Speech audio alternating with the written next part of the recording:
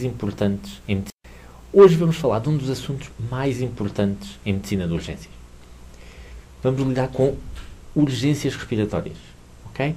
Nas urgências respiratórias, de uma forma geral, temos que atuar rápido. Temos que estar preparados para lidar com as maiores complicações que possam haver. Esta aula diz respeito à estabilização inicial das urgências respiratórias.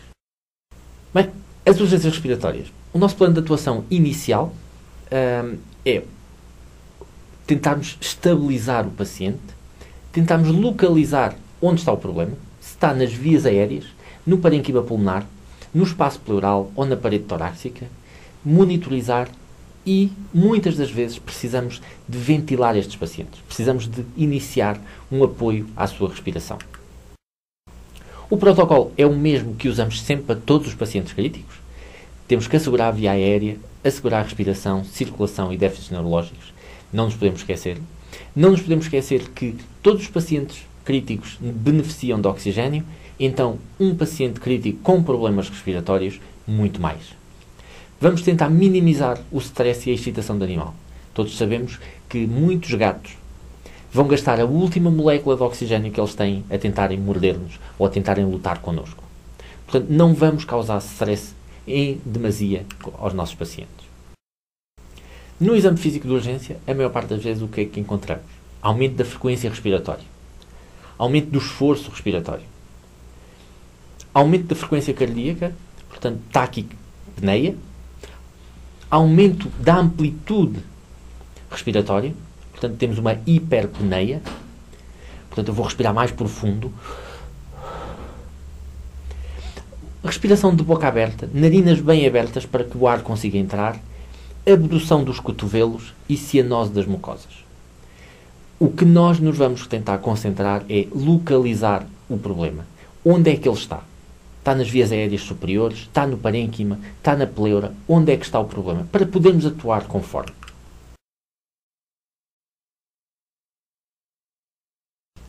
De uma forma muito simples e sistemática, podemos ter vários padrões respiratórios.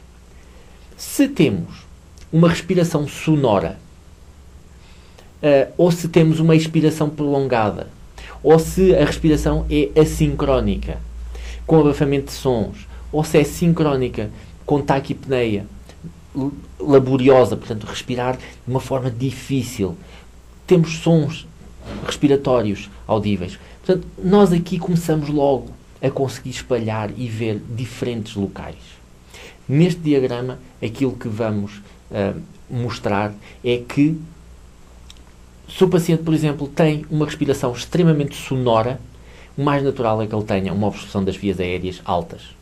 Se tem uma expiração prolongada, o mais natural é que seja uma obstrução das vias aéreas baixas. Se tem uma respiração assincrónica com abafamento dos sons, então temos uma doença pleural. Se temos crackles, se temos sons respiratórios anormais, o mais natural é que a gente tenha uma doença do parênquima.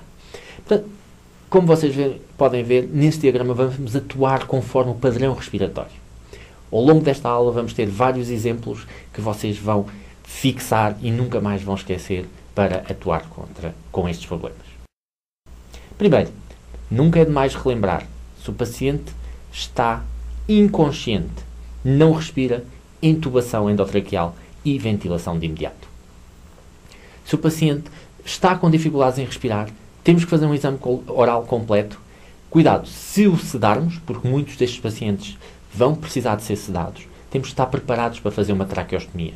É uma das complicações naturais que possam acontecer. Fazer uma correta palpação da traqueia e da laringe.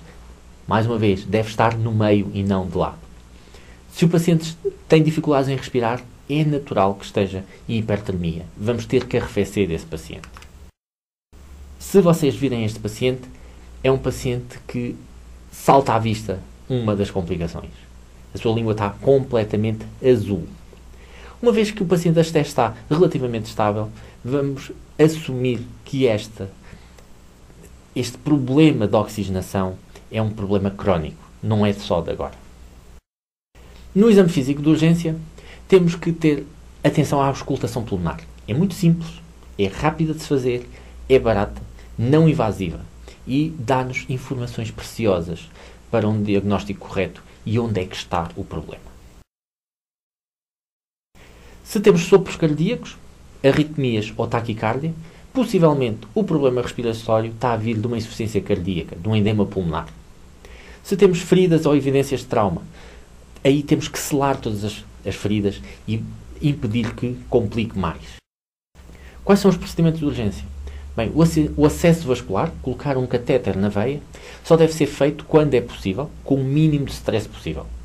Muitos pacientes é preferível ou não colocarmos um acesso vascular ou tranquilizar o paciente para que ele não esteja submetido a stress que vai precipitar uma paragem cardiorrespiratória. Também já vimos, todos os pacientes durante estes procedimentos de urgência devem estar a receber oxigênio. Qualquer maneira que atinja altas concentrações, pelo menos acima de 40%. Como é que nós podemos fazê-lo? Já o vimos, não vamos estar a repetir o mesmo assunto, mas tenham em conta que devemos estar a dar oxigênio a todos os problemas respiratórios. Devemos estar preparados para realizar os seguintes procedimentos de urgência: intubação endotraqueal, traqueostomia, mini-toracotomia, tubo de toracostomia, toracotomia exploratória, toracocentese. Estes são os procedimentos básicos para se lidar com uma urgência respiratória. Também já vimos, se não respira, se está inconsciente, tem que ser intubado. Volto a bater no mesmo ponto que é extremamente importante. A intubação de pacientes críticos não deve ser feita com a cabeça elevada acima do coração. Asseguramos a via aérea a todo o custo, da mesma maneira que falámos anteriormente, principalmente nestes pacientes que já têm problemas respiratórios.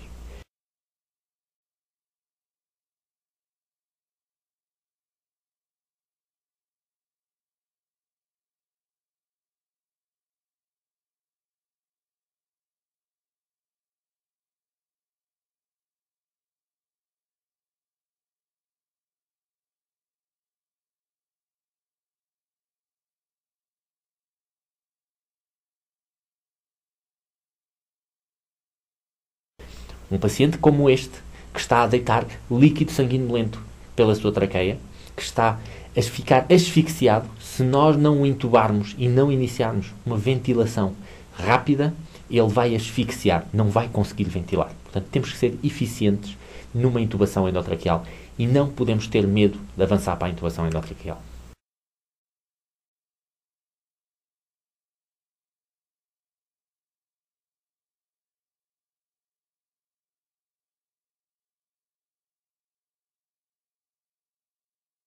Se o paciente tem uma obstrução da via aérea superior, okay? O que é que nós vamos fazer? Primeiro, podemos fazer a manobra de Heimlich normal que se fazem humanos. Podemos virar, se for um paciente pequeno, virá-lo de cabeça para baixo, agarrar nos membros posteriores e gentilmente abaná-lo para que possa cair. Infelizmente, a maior parte dos corpos estranhos situados nas vias aéreas superiores não se resolvem assim. Como é que podemos ter uma obstrução? Bem, o mais variado pode ser um síndrome de braquicéfalo.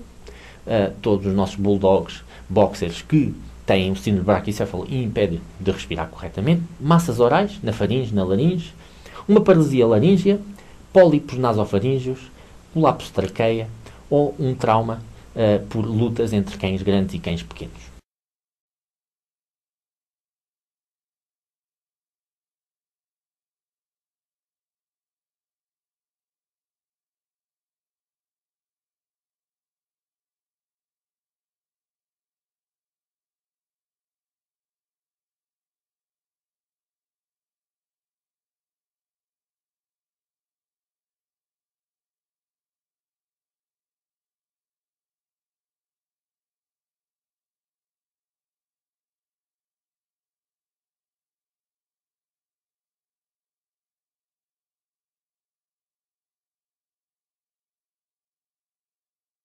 A patofisiologia é tão simples quanto esta. A partir do momento em que nós começamos a respirar metade do oxigênio normal, lembram-se de quanto é que era a fração inspirada de oxigênio que nós estamos neste momento? Normal, sem suplementação nenhuma? 21%. Se nós começarmos a respirar metade destes 21%, portanto, se respirarmos 10, 11%, em menos de 2 minutos podemos entrar num estado de inconsciência. Em menos de 2 minutos vamos ter uma hipóxia e uma acidose gravíssima. Essa hipóxia e acidose leva a uma insuficiência circulatória em 5 a 10 minutos. Portanto, isto é tudo muito rápido. Essa insuficiência circulatória leva a uma paragem cardiorrespiratória. E é só por uma obstrução parcial das vias aéreas superiores. Quais são os sinais clínicos das obstruções das vias aéreas superiores? Superiores extratorácicas, vamos ter uma dispneia inspiratória. É a situação típica do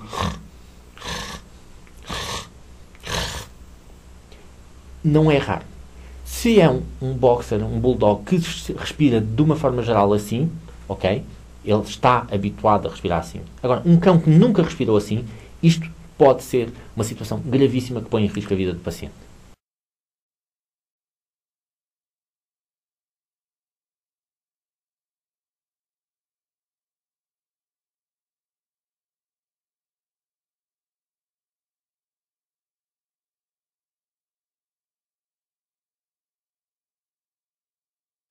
Aumentando a gravidade da obstrução, o paciente vai ficar cada vez mais cianótico. Quando temos um paciente cianótico, já estamos tarde demais. Uma cianose é uma situação extremamente grave. Temos que atuar antes. Nas obstruções totais, o paciente pode tentar respirar, mas não há sons respiratórios. Não sai nada. Se essa obstrução da via aérea superior acontece por perfuração ou desgarro da traqueia, uma luta entre cães, vamos encontrar enfisema subcutâneo. E isso é fácil, porque vocês vão ver a pele a afastar-se e cada vez a ficar mais inchado o paciente. Como é que nós vamos tratar? Bem, se o paciente está consciente, vamos tentar mantê-lo o mais calmo possível. O uso da cipromazina em pacientes com pressões sanguíneas normais está indicado. Suplementá-lo com oxigênio. Podemos administrar oxigênio por catéteres intratraqueais. Tenham em conta que o catéter intratraqueal vai fornecer oxigênio, mas não vai retirar o CO2. E se for, por exemplo, por um edema da glote ou da laringe, administrar corticoides. Dexametasona está indicado.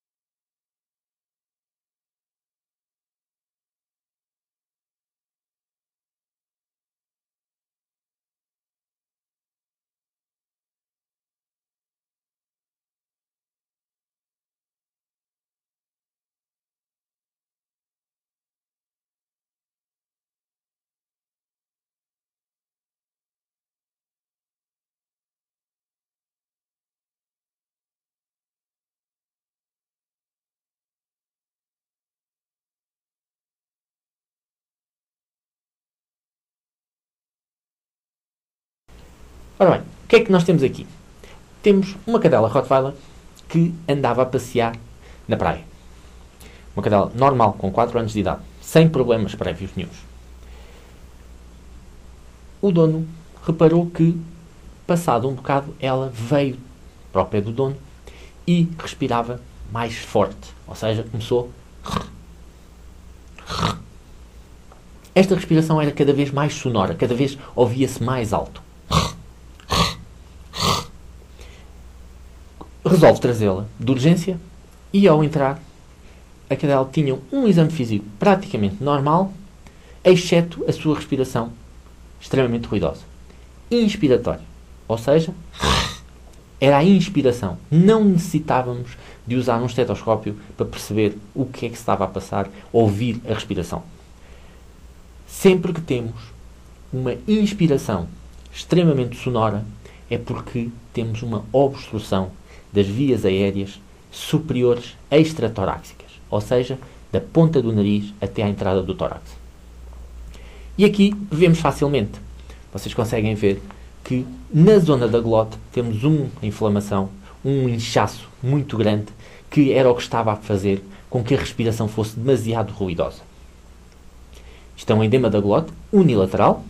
Foi uma sorte esta cadela não começar a desenvolver do outro lado. E após anestesia fixa desta cadela, colocamos-lhe um tubo endotraqueal e permitindo assim a respiração eficaz. Agora temos que decidir o que vamos fazer. A administração de corticoides está indicada, dexametasona, metilprednisolona. No entanto, vamos demorar pelo menos 6 horas, 8 horas, 4 horas, não sabemos, até que este edema da glote desapareça. O que vamos fazer?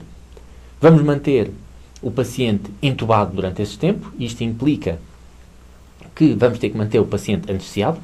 Manter um paciente de 40 kg, como era o caso, anestesiado, não é barato. Portanto, temos de decidir como vamos manter uma ventilação efetiva até o corticoide fazer efeito. Se fosse um paciente pequeno, sim, não hesitaria em manter o paciente anestesiado com um tubo na traqueia durante 4, 6, 8 horas. Neste caso, como seria muito mais dispendioso, optámos por fazer uma traqueostomia para que ele possa respirar até voltar a ter a via aérea desobstruída.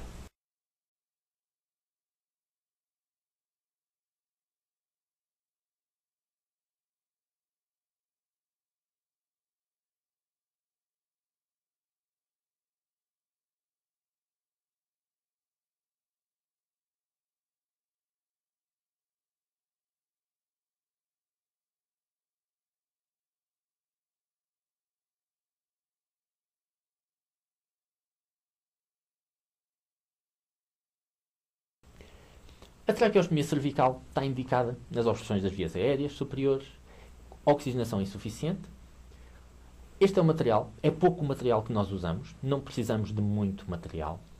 Precisamos de tubos endotraqueais, de uma forma geral, 1 a 1,5 vezes mais pequeno do que o tubo endotraqueal que usamos. Aqui vamos fazer um golpe na pele, muito rápido e muito simples, até chegarmos à parte muscular. E depois, com uma pinça hemostática, vamos começar a fazer a disseção até chegarmos à traqueia propriamente dita. É uma cirurgia algo sangrenta. Como vocês podem ver, vê-se muito facilmente a traqueia.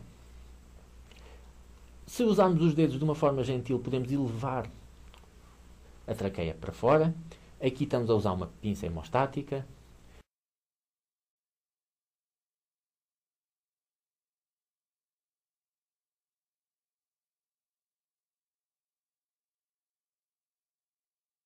Vamos fazer uma incisão entre os anéis da traqueia, de preferência o quarto e o sexto, e não devemos ultrapassar 40% do diâmetro da traqueia. Ultrapassando, vamos ter que suturar e corremos o risco de ter complicações. Estas são suturas colocadas para que nós tenhamos um acesso fácil à traqueia. E estão a ver aqui como é fácil de o fazermos. Outra do outro lado. Isto vai nos facilitar, principalmente quando nós quisermos trocar o tubo. As suturas servem para puxar a traqueia. Quando formos trocar o tubo, não se esqueçam que o paciente vai estar acordado, completamente desperto. E o facto de nós podermos puxar a traqueia até fora do pescoço, facilita a troca. Agora temos aqui um vídeo, inicialmente eram fotografias. Entrada do peito e a glote. Cortamos a pele diretamente até, e vamos afastando, cortamos os músculos necessários até chegarmos à traqueia, propriamente. Cuidado, porque aqui a lâmina de bisturi pode cortar já os anéis da traqueia e não é isso que nós pretendemos. O corte na pele deve ser do tamanho que vocês se sintam confortáveis. Não há necessidade de fazer pequenos cortes. Podemos fazer os cortes grandes, desde que vocês se sintam confortáveis. É o que interessa. Mais uma vez, pegamos na pinça hemostática Este vídeo foi filmado pelo Dr. Dennis Crowe Jr., que foi ele que desenvolveu muitas das técnicas. E cá está. Vamos incidir entre os anéis da traqueia. Há autores que mencionam que devemos fazer longitudinal à traqueia. Não tem lógica. É muito mais fácil de cicatrizar entre anéis do que cortando cartilagens. E aqui estamos com o paciente já com o tubo endotraqueal. Aqui estamos a pôr as suturas de tração. Estas suturas vão ser extremamente úteis, como eu já vos disse anteriormente, para trocarmos os tubos. Estes tubos vão ter que ser trocados, se calhar, de 4 em 4 horas, de 6 em 6 horas, dependendo do que levou à causa de uso de tubo de traqueostomia. Se for, por exemplo, por uma pneumonia, eles vão ocluir com secreções com muita facilidade e têm que ser trocados. Não é raro o paciente obstruir um tubo de traqueostomia e nós temos que depois, no meio de uma urgência, estar a retirar e a trocar o tubo por outro. Aqui está a sutura. Como têm reparado até agora, temos usado tubos endotraqueais, orotraqueais normais. Em medicina veterinária servem perfeitamente para serem utilizados como tubos de traqueostomia. Há tubos de traqueostomia comerciais que podem ser adquiridos para ser usados. De uma forma geral, nós usamos estes, que quando queremos fazer um tubo de traqueostomia, utilizamos um tubo orotraqueal para fazermos a traqueostomia e fazermos um tubo de traqueostomia, como já vamos ver à frente. Aqui estamos a fazer as suturas de tração. E como vêem, as suturas de tração servem para expormos a traqueia com facilidade. E cai no fundo do pescoço. Quando precisamos é só puxar e já está.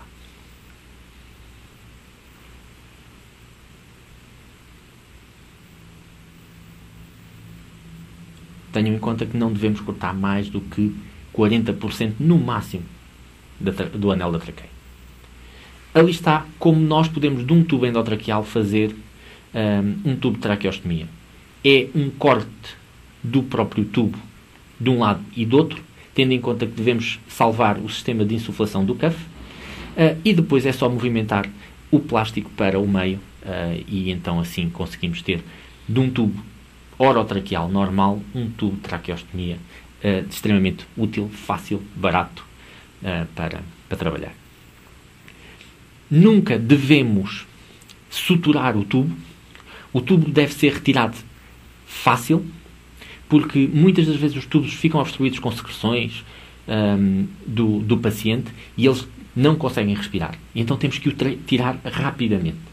Daí, aqui estamos a atar o tubo atrás do pescoço com um sistema de infusão de fluidos normalíssimo, que é rápido de desatar e de atar novamente.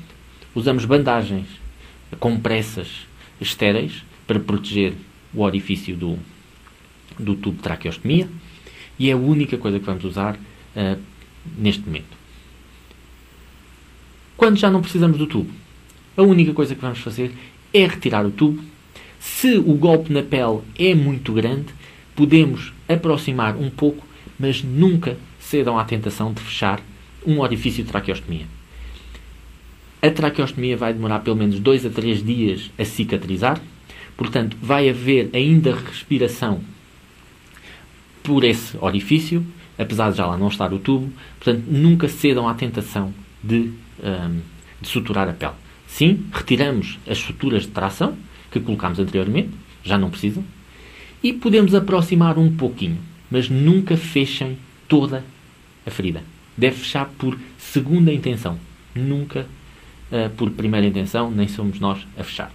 E pronto, acabámos de ver como fazer uma traqueostomia cervical. É um procedimento de urgência, é um procedimento que deve ser feito de forma rápida e devemos estar sempre preparados para fazer.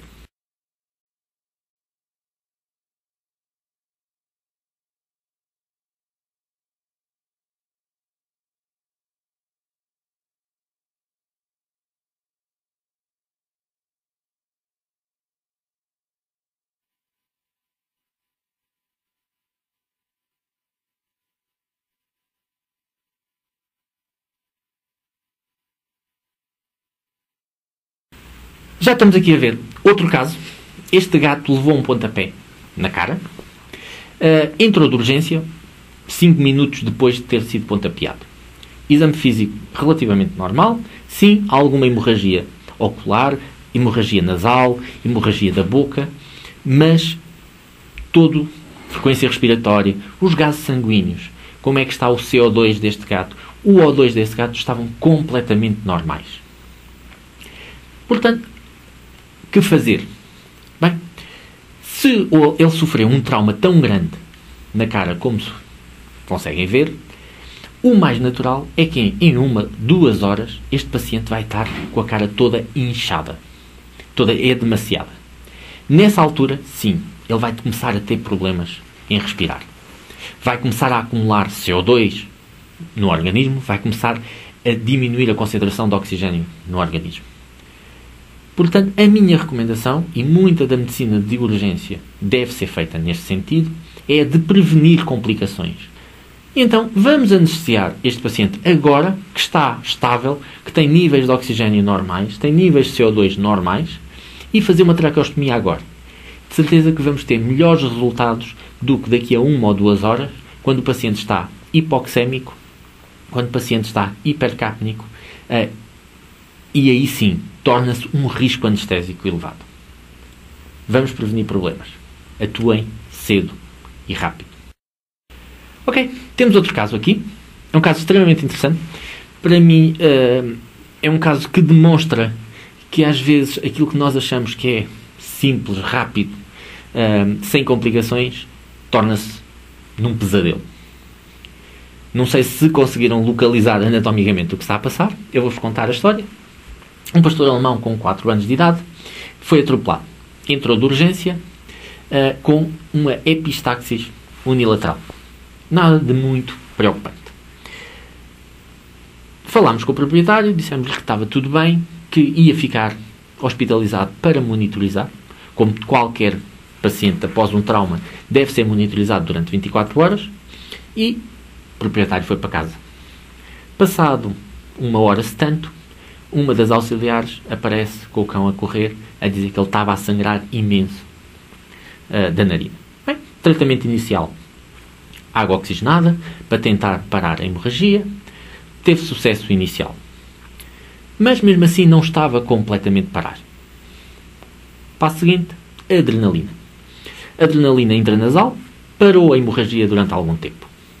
Voltou para a jaula, passado um pouco, estava a sangrar das 2 narinas novamente.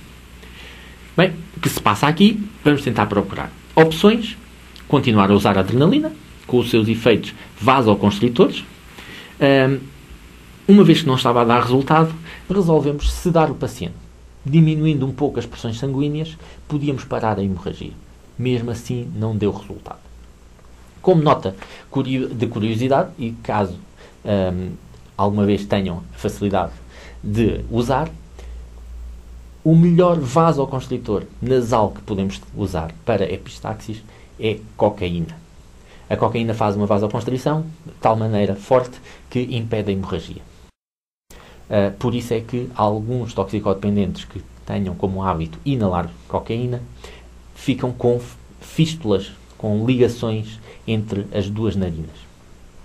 Isto é uma informação, vale o que vale. Pode ser que um dia só tenham cocaína para controlar uma epistaxis. Portanto, neste caso, que fazemos mais? Já tínhamos o paciente anestesiado, não parava de sangrar, começamos a ter diminuições do microhematócrito, diminuições dos sólidos totais, o paciente estava anémico e estava com uma hemorragia ativa a olhos vistos. Então, pegou-se no paciente e levou-se para a sala de cirurgia. Na sala de cirurgia começámos a fazer uma rinotomia exploratória, para ver de onde é que vinha a hemorragia. Curiosamente, e esqueci-me deste pormenor, antes de avançarmos para a rinotomia, fizemos outro procedimento importante. Fizemos clampagem das carótidas. Das 2. Mas mesmo assim não parava de sangrar. E então foi quando optámos a avançar pela rinotomia exploratória. Fomos encontrar uma artéria maxilar a sangrar por um traumatismo localizado. Era um paciente que entrou com uma situação simples, uma epistaxis unilateral após um pequeno trauma. E passado 2 horas de ter sido admitido no hospital, está dentro da sala de cirurgia a fazer uma cirurgia que não é uma cirurgia de rotina, com o paciente a deitar o sangue todo que ele tinha cá para fora e a correr sérios riscos de vida. Após transfusão e após de várias unidades de sangue e após ligação da artéria maxilar, conseguimos então controlar a hemorragia. Uso isto como exemplo para demonstrar que muitas das vezes os casos simples não são simples. São complicações que estão escondidas por trás de um caso simples. Bem, continuando, outro caso que a gente tem aqui para apresentar-vos é um poodle de 14, 15 anos que foi passear para a rua. Foi passear para a rua e o que é que faz? Como todo o bom poodle, viu um pastor alemão e resolve ir dar uma valente dentada no pastor alemão. Morde o pastor alemão olha para o poodle, ignora-o e segue a vida dele. O poodle volta para a dona e quando vem para a dona estava a tossir ligeiramente. Nada de muito especial. A dona ignorou e foi para casa.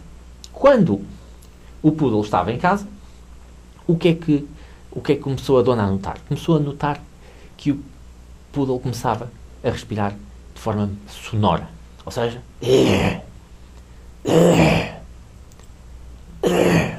aquilo que inicialmente era uma tosse, agora era em todas as alturas em que ele respirava. Veio de urgência para o hospital. Quando entra de urgência no hospital, a sonoridade era cada vez mais alta e cada vez mais intensa.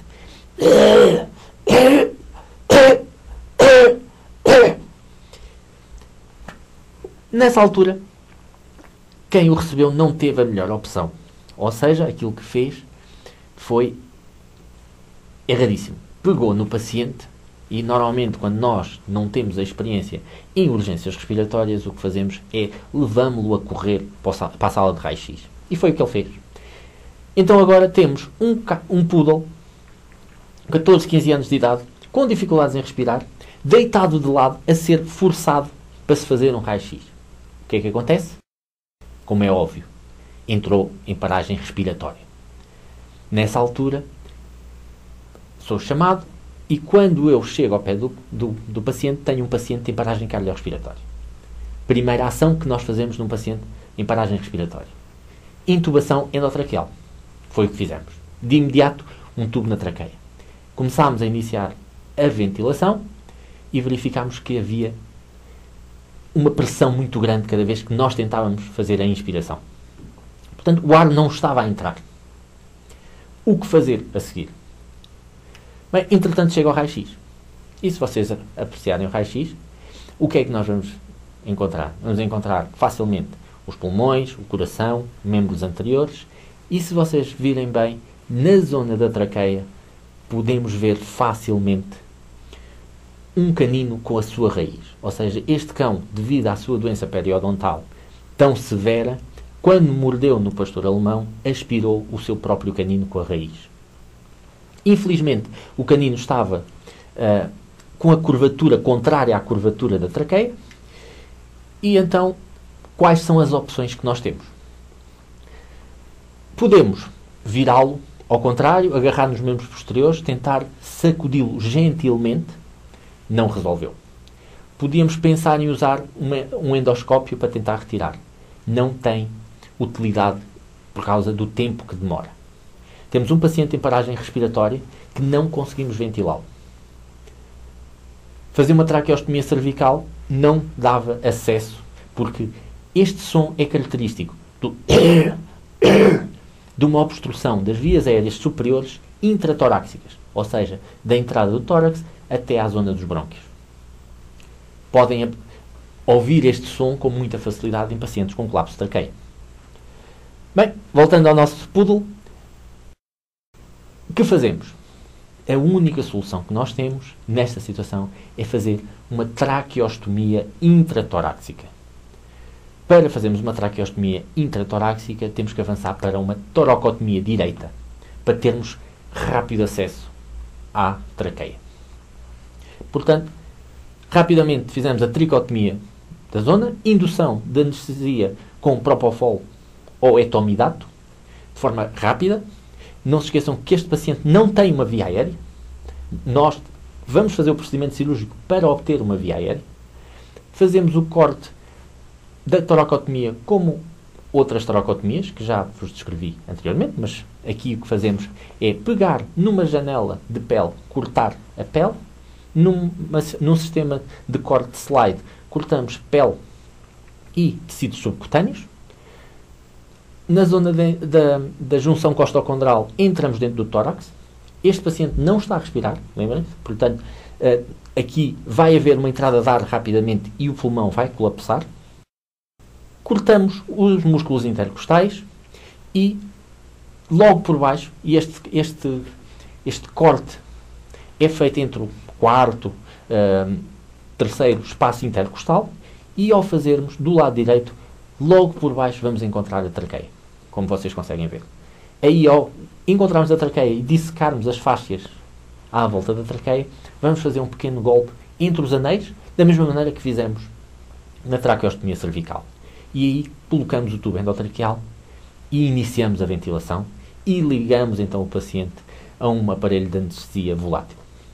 Na última fotografia podem ver que o paciente está a ser ventilado através de um tubo endotraqueal que entra no seu tórax, vai até à traqueia e então fechamos provisoriamente a ferida da toracotomia e vamos levá-lo para a sala de cirurgia, fazer uma lavagem completa, retirar toda a contaminação que haja, fechar o tórax em condições. E assim conseguimos fazer uma traqueostomia intratorácica, que seria a única forma de salvar este paciente.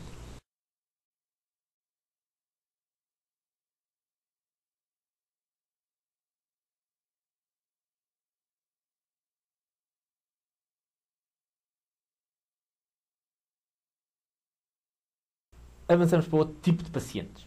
Reparem bem neste paciente. Uma inspiração, uma dispneia inspiratória e expiratória.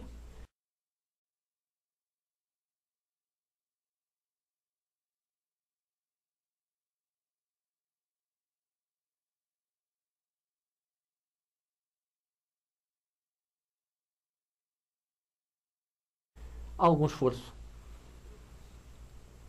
das narinas. O que é que se poderá encontrar?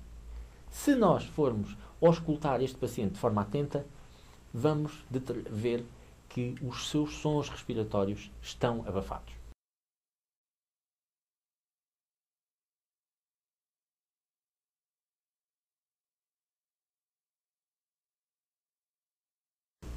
Ao vermos que eles estão abafados, o passo seguinte sempre é avançarmos para uma toracocentese.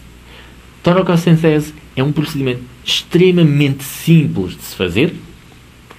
Deve ser feito sempre que à auscultação nós encontramos sons abafados. Na maior parte das vezes, deve ser feito antes dos procedimentos radiográficos. Quando nós fazemos um bom exame físico em pacientes com urgências respiratórias, nós conseguimos determinar se necessitamos de toracocentese ou não pela auscultação, pelo exame físico. O procedimento radiográfico é feito depois, para confirmar que o problema está lá ou que já está melhor, pelo menos. É um procedimento de diagnóstico e terapêutico ao mesmo tempo.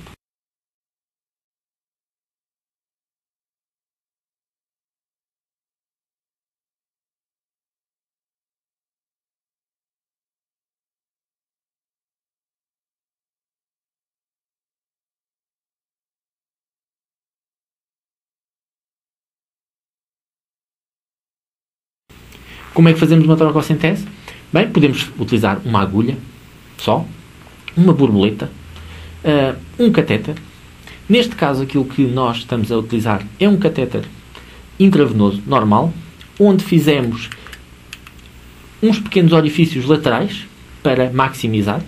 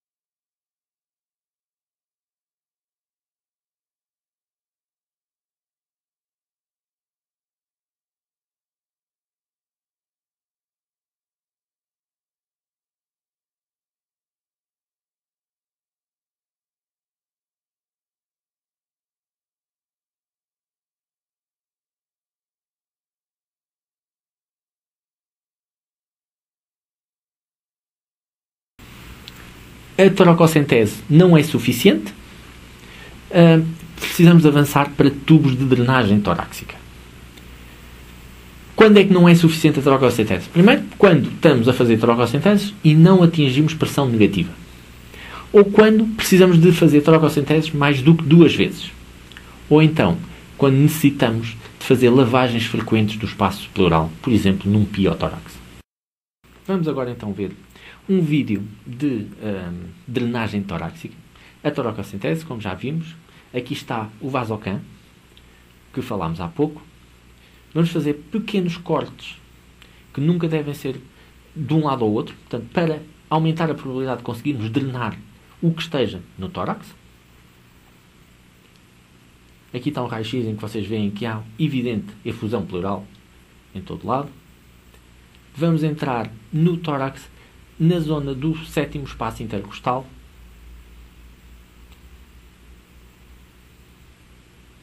Assim que entramos dentro da pleura, devemos avançar então com o catéter para que a agulha não esteja a magoar o pulmão e a causar alguns danos pulmonares.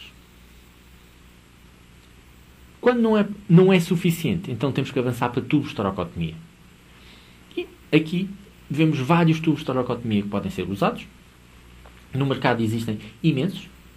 Aqui vemos um assistente a puxar a pele em sentido cranial do paciente e na zona do 7º espaço intercostal, que normalmente o 7º espaço intercostal corresponde à zona do manúbrium em linha reta para cima. Ok, portanto aqui vemos o tubo a entrar. Neste caso é óbvio a razão pela qual estamos a necessitar de drenagem de tórax. Aqui vemos um vídeo de como, reparem que o assistente está a puxar a pele cranialmente. Infiltração sempre antes de colocar o tubo para que o paciente não tenha dores. É um procedimento doloroso que devemos ter em conta.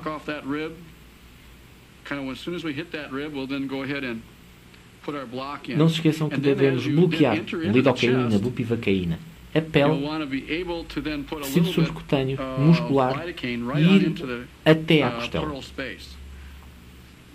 Fazemos um pequeno golpe na pele de tamanho suficiente para o catéter ou para o tubo, neste caso, passar.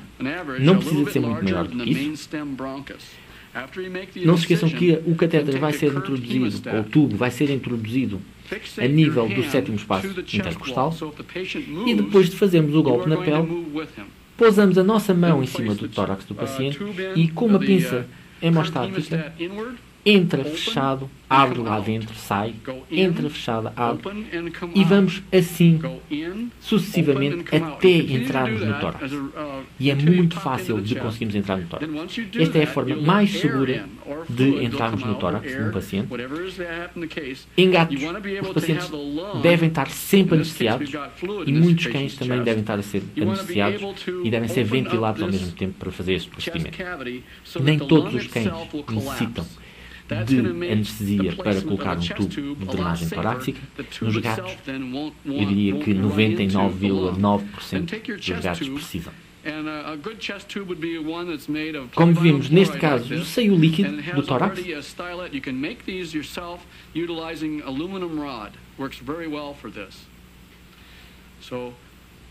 Aqui vamos usar um tubo que tem um guia interno.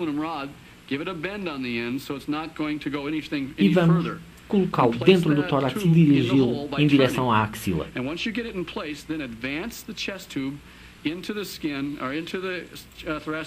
Nesta altura, pedimos ao nosso ajudante que liberte então a pele que estava a ser puxada cranialmente e isso vai fazer um pequeno túnel subcutâneo. Ou seja, a entrada do tubo na pele e no tórax não é feita ao mesmo nível. Portanto, temos ali um pequeno túnel.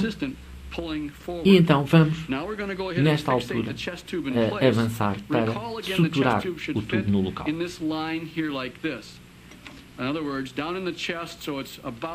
A direção, como já vos tinha dito, deve ser em direção à axila.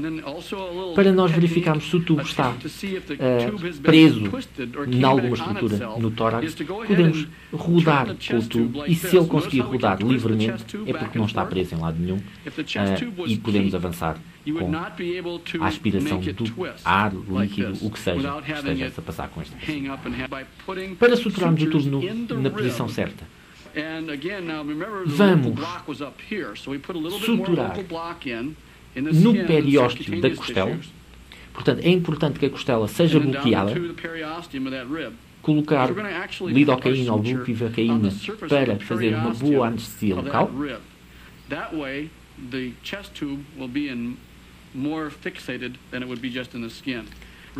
E vamos ter cuidado de ir ao periósteo. Isto é importante porquê? Porque se vamos só à pele, o tubo vai estar constantemente a mexer-se. A pele mexe-se e o tubo mexe-se.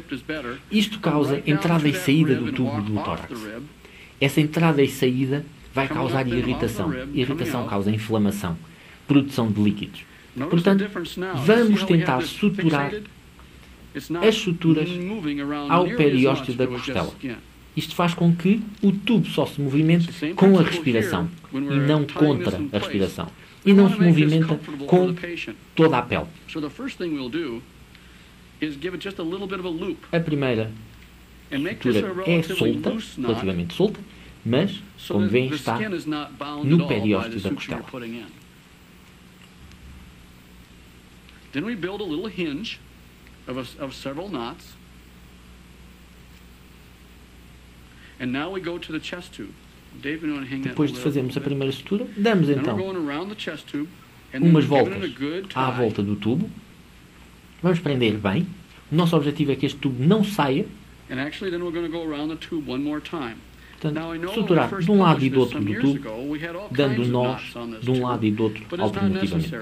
All you need is some good knots that go around the tube a couple times.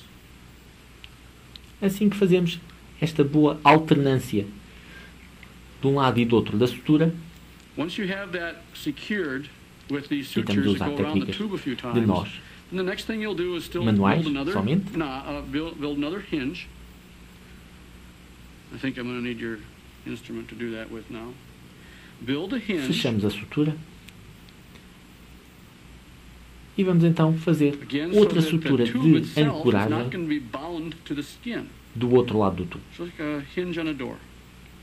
Tenham atenção ao pormenor, porque isto é o que vai fazer com que o tubo se mantenha Then no take local. your suture and then go back in. Do outro again, lado, where our block mais uma was on vez, the other vamos, side. não é Walking passar back por off baixo that da rib costela. again. There's the rib. Walking off the Ao rib, passarmos por coming baixo da upward. costela, vamos suturar um nervo intercostal que vai Now, that's a fairly deep causar suture. dor That's why we're using o tempo a todo. fairly large Portanto, suture aqui material, estamos a which suturar allows a large ao needle, because you periósteo have to reach externo for da that costela. on most of these patients who have at least some subcutaneous fat. Porque o objetivo é que o tubo só se movimente com a respiração e não com a pele. E assim, a costela sim, mexe-se durante a respiração, o tubo vai acompanhar e não há esta irritação constante da pele estar constantemente a mexer.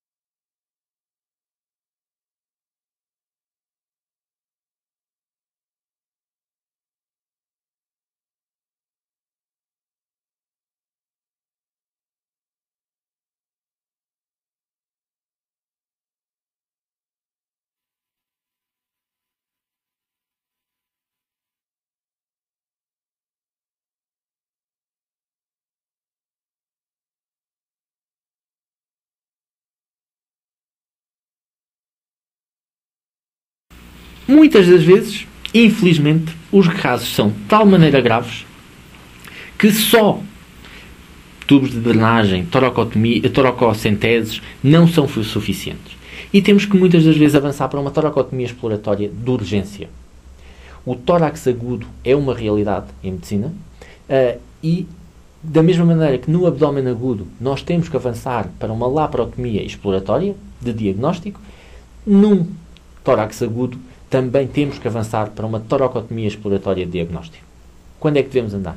Primeiro, quando temos hemorragias extensas não controladas, tamponamento cardíaco que não responde a uma pericardiocentese, esófagos roturados, piotórax com corpo estranho, pneumotórax persistente que não responde a tubos de toracostomia, continuamos a aspirar ar e não para, e quando temos um enfisema subcutâneo persistente. E agora, para mostrar a necessidade de toracotomias exploratórias, porque temos que ter em conta que as toracotomias exploratórias são tão válidas e tão necessárias quanto as laparotomias exploratórias. Um paciente com um abdômen agudo, nós não hesitamos em avançar para uma laparotomia exploratória de diagnóstico. Num paciente com um tórax agudo, nós também não devemos hesitar em avançar para uma toracotomia exploratória.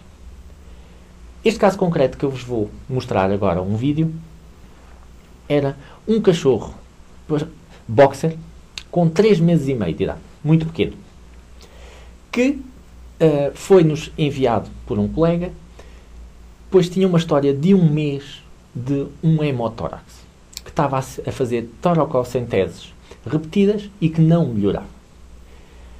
Bem, entretanto, o nosso colega pôs-lhe um tubo de toracotomia e drenava líquido com hematócritos aceitáveis, acima de 10%, portanto, eram uma hemorragia, e não sabíamos a causa.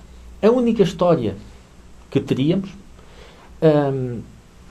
neste momento é que provas de coagulação completamente normais, portanto, não tínhamos um defeito de coagulação que estivesse a levar a hemorragia, não havia história nem evidência de nenhuma doença genética que pudesse causar isto. A única informação que tínhamos, além desta, é que com 2 meses de idade este cachorro tinha atacado o caixote de lixo e tinha comido corpos estranhos, coisas que estavam no caixote de lixo.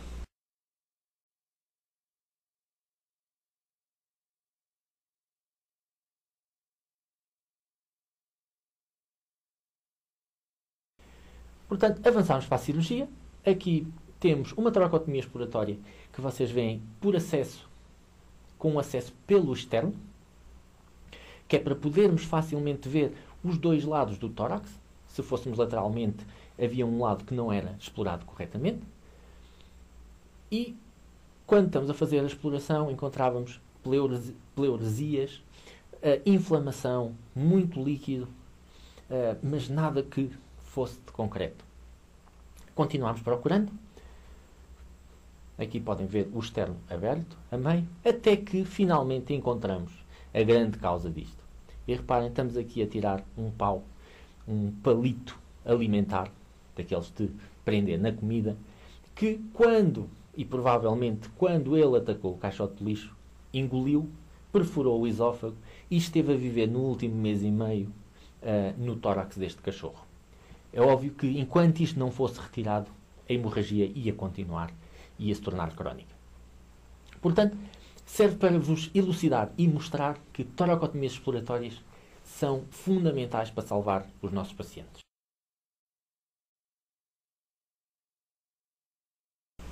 Ok, agora entramos e reparem que nós estamos a falar de acesso inicial a pacientes em urgências respiratórias e estou-vos a usar casos para elucidar as várias localizações onde pode estar o problema respiratório. Um dos casos com alguma frequência que nos aparece são pacientes com esforço respiratório. São pacientes com um esforço respiratório expiratório. Portanto, aqueles pacientes que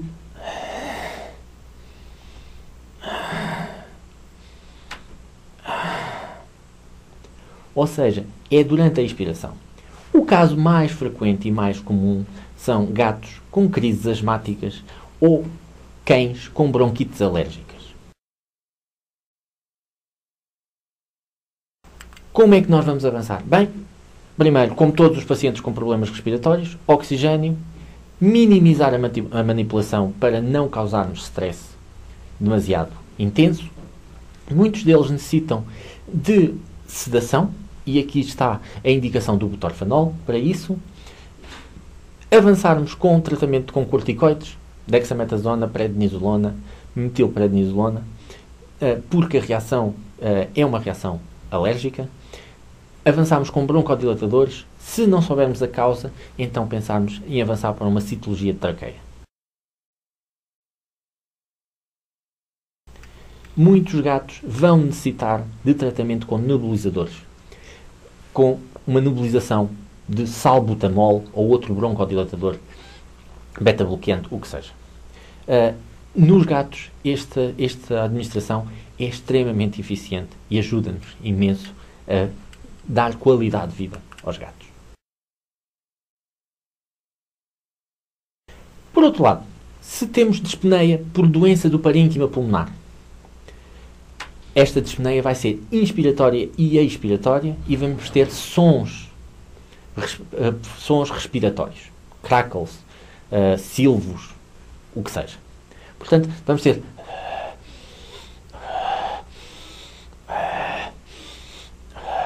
o problema está em todo o ciclo respiratório. Mais uma vez, oxigênio, evitar stress, se possível, termos acesso vascular.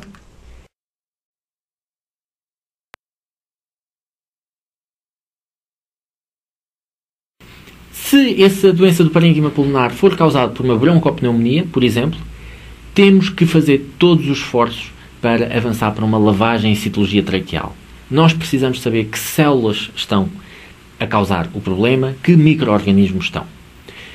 Podemos avançar com tratamentos com antibióticos, como podemos ver, mas o que nos interessa é saber a causa.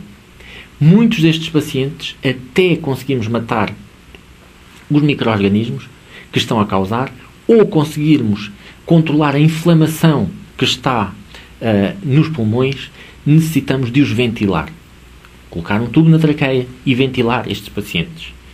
Fazer nebulizações para fazer com que todas as secreções que estão acumuladas nos brônquios e bronquíolos saiam cá para fora.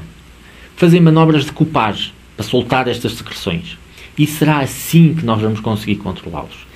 Não se esqueçam que a única maneira efetiva de tratarmos estes problemas é mantendo uma ventilação. Portanto, não podemos ter medo de entubar e ventilar o paciente.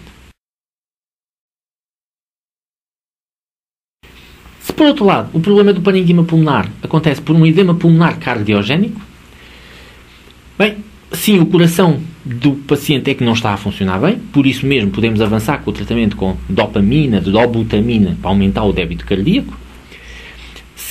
Como temos uma acumulação de líquido nos pulmões muito grande, vamos avançar com o tratamento de furosemida. No hospital, nós utilizamos doses de 0,5 a 2 mg por quilo intravenosos cada 15 minutos ou 30 minutos, até o paciente ficar com metade da frequência respiratória face àquela com que entrou. Ou seja, imaginemos que o paciente com edema pulmonar cardiogénico entra com uma frequência respiratória de 80 respirações por minuto, nós vamos administrar doses de furosemida de 15 em 15 minutos ou de 30 em 30 minutos até ele ficar com uma frequência respiratória de 40 respirações por minuto. Caso isso não seja suficiente, temos que avançar com o tratamento com nitroglicerina ou nitroprussiatos, que são venodilatadores que vão promover a chamada de líquido dos alvéolos, idealmente dos alvéolos para as veias, mas muitos destes pacientes têm acumulação de espuma do edema a nível da traqueia e dos brônquios. Vão precisar de grandes doses de oxigênio. A melhor forma de nós darmos oxigênio a estes pacientes é colocando catéteres nasotraqueais com taxas altas de oxigênio. Isso vai contrariar a saída da espuma e vai fazer com que os jatos de oxigênio entrem dentro dos pulmões. faz uma coisa também chamada de pressão expiratória, ou seja, o facto do oxigênio estar a ser forçado vai-me aumentar a minha capacidade pulmonar, portanto vai aumentar a superfície pulmonar, aumentando assim a probabilidade de conseguir absorver absorver O2 e libertar CO2. Quando isto não é suficiente, temos que avançar com nebulizações com etanol. O etanol vai destruir a tensão de superfície da espuma do líquido, do edema pulmonar. Isso vai fazer com que mais facilmente seja expulso esse líquido, facilitando as trocas gasosas. Muitos destes pacientes estão de tal maneira obstruídos com esta espuma, eles estão tão concentrados em respirar que é perfeitamente possível, com o paciente de pé ou sentado, eles, de uma forma geral, quando têm dificuldades em respirar, esticam o pescoço, e nós, com bloqueios de lidocaína, bupivacaína, bloqueando pele do pescoço, tecido subcutâneo, muscular e traqueia, podemos fazer uma pequena traqueostomia nesses pacientes, sem os termos que anestesiar. Temos que fazer bons bloqueios de lidocaína. Qual a vantagem de fazermos esta pequena traqueostomia? Primeiro, podemos colocar um catéter ou colocar um tubo endotraqueal na traqueia e ajudar o paciente com uma ventilação assistida, com o nosso ambu. Por outro lado, podemos também colocar uma sonda de aspiração e aspirar toda a espuma que está a ser produzida, melhorando então assim a nossa capacidade de fazer trocas gasosas. Garanto-vos que assim vão conseguir lidar e fazer um maneio muito mais correto do vosso paciente com edema pulmonar cardiogénico. Outra das situações que acontece com alguma frequência são hemorragias pulmonares por intoxicação por dicomarínicos, raticidas. Bem, estes pacientes, se não estão a ser capazes de fazer trocas gasosas de forma eficiente, mais uma vez, vamos ter que entubá-los e vamos ter que ventilar o paciente. Não há outra forma de conseguirmos fornecer os fatores de coagulação que estão deficientes e a causar hemorragia, a não ser com o uso de transfusões sanguíneas ou de plasma fresco. A vitamina K tem muita importância no tratamento, mas demora 12 a 24 horas a começar a fazer efeito. Ou seja, nós, através da ventilação assistida, conseguimos manter o paciente a fazer trocas gasosas, e a ventilação assistida é com um tubo endotraqueal, um ambu e oxigênio, não precisamos de grandes complicações, e podemos ventilar o paciente durante 1 hora, 2 horas, 3 horas, até que a transfusão sanguínea comece a fazer o efeito e forneça os fatores de coagulação que param a hemorragia a nível pulmonar. Não podemos hesitar, mais uma vez, a intubar os nossos pacientes. Refiro aqui o tromboembolismo pulmonar, é de difícil diagnóstico, acontece com alguma frequência, mas eu não podia deixar de o referir, apesar de não irmos falar nele. Portanto, o objetivo desta aula de estabilização inicial de pacientes com urgência, em urgência respiratória, é aprendermos o que é que podemos fazer, quais são os procedimentos que necessitamos, como atuar independentemente da causa. Portanto, eu dei-vos vários casos que elucidavam certos tipos de patologias respiratórias e dei-vos os procedimentos para avançarem. Não podemos hesitar em avançar para estes procedimentos. Intubação endotraqueal é o mais comum de todos, é aquele que nós vemos com tanta frequência e não podemos hesitar. Portanto, temos que estar à vontade. Temos que lutar. Espero ter-vos ajudado e que na próxima vez que receberem uma urgência respiratória vocês consigam ir mais longe e consigam melhorar a qualidade de vida dos vossos pacientes.